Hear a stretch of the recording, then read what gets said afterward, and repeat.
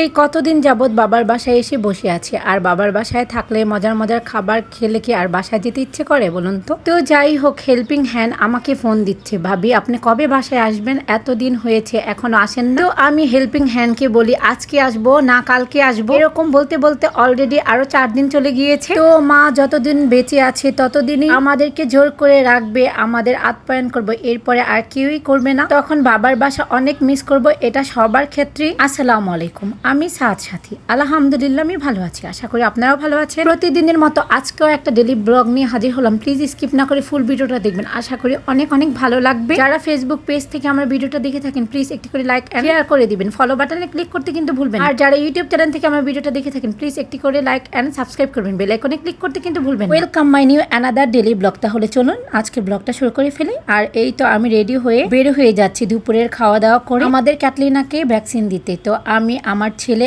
আর আমার বোনের মেয়ে, আমরা 3 জন একসাথে বাসার সামনে থেকে একটা রিক্সা নিয়ে উঠে গেলাম। আর এখন আমরা চলে যাচ্ছি ভ্যাকসিন দেওয়ার জন্য। তো ভ্যাকসিন নাকি রহমতপুর দেয় সেটা জানি না, এটা একদমই আমাদের বাসার কাছে, কিন্তু নিয়ে যাচ্ছি চিটাগাং রোড। তো চিটাগাং রোড আমাদের বাসা থেকে অনেকটাই দূরে হয়ে যায়। তো রহমতপুর আমাদের বাসার একদমই কাছে, তো এখান থেকেই দিলাম, যেহেতু রহমতপুর আমরা চিনি না কোথায় ভ্যাকসিনটা দেয়। আর এখানে যাওয়ার পথে অনেক সুন্দর মুহূর্তগুলো আমি একটু ভিডিও ক্যাপচার করে ফেললাম, আর আমার খুবই ভালো লেগেছে। তো আমরা চলে আসছি ভ্যাকসিন দেওয়ার জন্য, এখন গাড়ি থেকে নেমে গিয়েছি। আর এই তো আমরা এখন আমাদের গন্তব্যে পৌঁছে গিয়েছি। এখন ক্যাটলিনাকে যে ব্যাগে ঢুকিয়ে আমরা নিয়ে এসেছি, এখন আমার বোনের মেয়ে এই ব্যাগ থেকে খুলে নিচ্ছে। আর এই তো এখন ক্যাটলিনাকে ভ্যাকসিনটা দিয়ে দিচ্ছে। আমার ছেলে ওকে ধরে নিয়েছে, ও তো একদমই নড়াচড়া করছে, সেটা তো আপনারা দেখতেই পারলেন। আর এত গরম পড়েছে যা বলার বাহিরে। যাই হোক, ক্যাটলিনাকে ভ্যাকসিনটা দেওয়া হয়ে গেছে, এখন আমরা চিন্তামুক্ত। কারণ হচ্ছে আমার ছোট বোনের মেয়ে, আমার ভাইয়ের মেয়ে, ওকে নিয়ে খেলা করে, একটু ভয় লাগতো, এখন আর তেমন ভয় লাগবে না। তো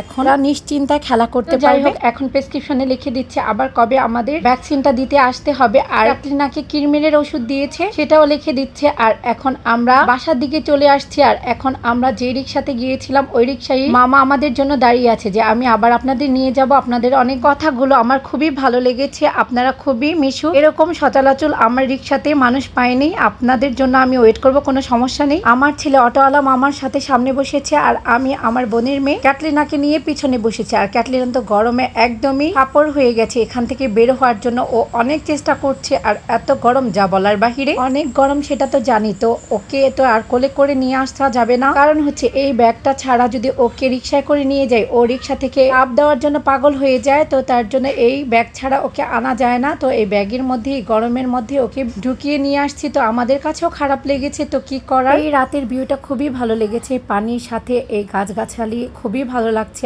আর কি সুন্দর বাতাস। তো গাছ লাগালে আমাদের পরিবেশ ঠান্ডা আর মুখরিত হয়। আর এটা হচ্ছে রানীমহল হল, এখানে এক সময় অনেক ছবি দেখতাম, তখন ছোট ছিলাম। আমাদের চাচাতো ভাইয়ের ছেলে কাকা আমাদের নিয়ে যেত এই হলে ছবি দেখার জন্য। তো আমরা কথা বলতে বলতে প্রায় বাসার কাছাকাছি চলে আসছি। এখন আমি আমার অ্যালার্জির কিছু ওষুধ নিয়ে নিচ্ছি, আমার ওষুধগুলো শেষ হয়ে গিয়েছে, তো নিয়ে নিলাম। আমার হেল্পিং হ্যান্ড তো আমাকে বারে বারে কল দিচ্ছে যে ভাবি আপনি কবে বাসায় আসবেন, এতদিন থেকেও কি বাবার বাসায় মন ভরে না আপনার? তো আমি ওকে আজকে আসবো কালকে আসবো শুধু বলতেই থাকছি, কিন্তু আর বাসায় যাচ্ছি না। না, বাসায় তো ফিরতে হবে, নিজের কাজ তো নিজেকে গুছিয়ে নিতে হবে। তো আমরা বাসায় চলে আসছি, আমরা অটো থেকে নেমে এখন বাসায় চলে যাব। যেয়ে দেখি আমাদের নাস্তা রেডি। বাবার বাসায় হেল্পিং হ্যান্ড আমাদের জন্য এই নাস্তাগুলো রেডি করেছে, গরম গরম চা, বাগরখানি আর টোস্ট বিস্কিট। আর এখন আমরা সবাই একসাথে আছি, আমি, মেজো আপু, মেজো আপুর মেয়ে, আমার ছেলে, আমার ছোট বোন, সবাই একসাথে আছি। আর আমরা এসির রুমে এখন সবাই বাগরখানি আর বিস্কিট খাচ্ছি। আর এত গরমে এসি ছাড়া একদমই থাকা যাচ্ছে না।